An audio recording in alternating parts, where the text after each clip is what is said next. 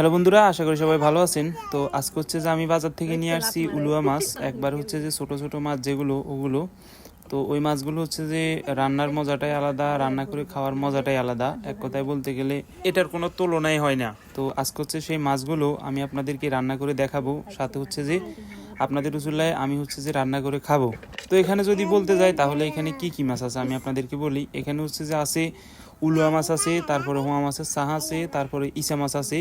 এক কথায় হচ্ছে যে অনেক মাছ একসাথে মিক্স হয়ে এটা হচ্ছে যে গুড়া মাছ নাম দিছি আমরা। এই মাছগুলো রান্নার কিছু পদ্ধতি আছে, এক একজনে এক এক পদ্ধতি অবলম্বন করে। তবে আমি যে পদ্ধতিটা অবলম্বন করতেছি বা যে পদ্ধতিতে রান্না করতেছি সেটা আমার মনে হয় সেরা পদ্ধতি। আমার পদ্ধতিতে রান্না করলে রান্নাটা খুব ভালো হয়, খেতে ভালো লাগে। তো এখানে দিয়ে দিচ্ছি পরিমাণ মতো হলুদের গুঁড়া, তারপরে হচ্ছে যে ময় মশলা যাবতীয় যত কিছু আছে সবগুলো, আর দিয়ে দিচ্ছি হালকা পরিমাণ তেল। হচ্ছে যে তেলটা দেওয়ার কারণ হচ্ছে যে এগুলো হচ্ছে যে কাঁচাভাবে রান্না হইব। কাঁচাভাবে বলতে গেলে হচ্ছে যে তেল ময় মশলা যাবতীয় যত কিছু আছে সবগুলো একসাথে দিয়ে হালকা পরিমাণ কিছু পানি দিয়ে হচ্ছে যে যখন হচ্ছে যে আপনি চুলাতে বসাই দিবেন তখন হচ্ছে যে এটা কাঁচা পদ্ধতিতে রান্না। এই পদ্ধতিটা হচ্ছে যে আপনার একবারে সহজ পদ্ধতি, কিন্তু স্বাদের বেলা এই পদ্ধতি সবচেয়ে এগিয়ে আছে।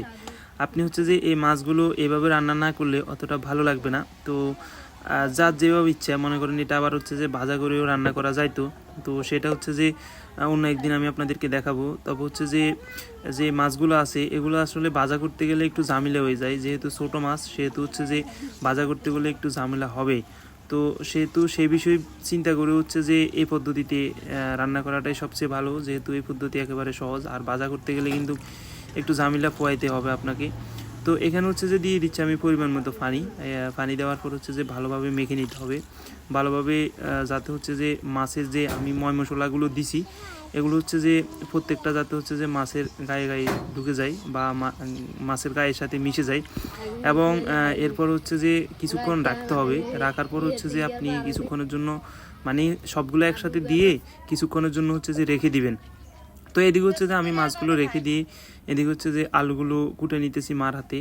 তো এখানে হচ্ছে যে এটা কিন্তু এই আলুটা অনেকেই চিনেন, আবার অনেকেই খেয়েছেন বাট হয়তো জানেন না আর কি। তো এগুলো হচ্ছে যে শাকের আলু, এগুলো নর্মাল আলু মনে করিয়েন না, গোল আলু মনে করিয়েন না, এগুলো হচ্ছে সেই শাকের আলু।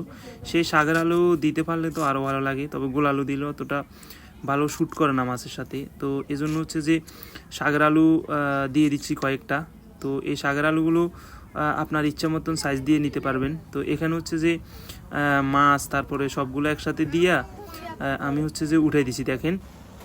তো কিছুক্ষণ পর অপেক্ষা করতে হবে, কিছুক্ষণ অপেক্ষা করার পর দেখবেন হচ্ছে যে একটা কালার আসবে। ওই কালারটা আসার পর পরে হচ্ছে যে আমি হচ্ছে যে তরকারি হওয়া পরিমাণ পানি দিয়ে দিব।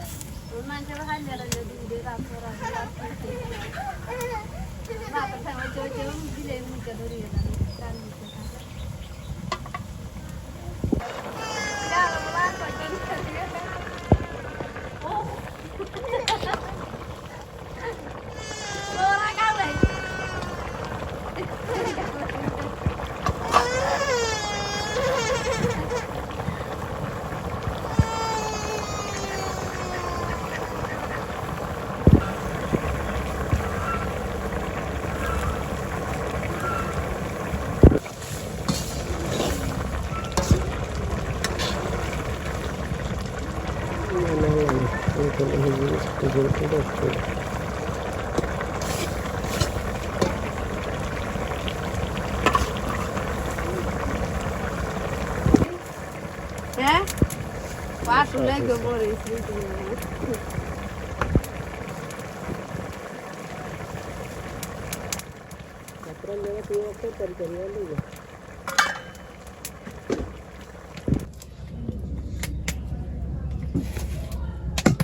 জল করে নুন বেশি হয়ে গেছে।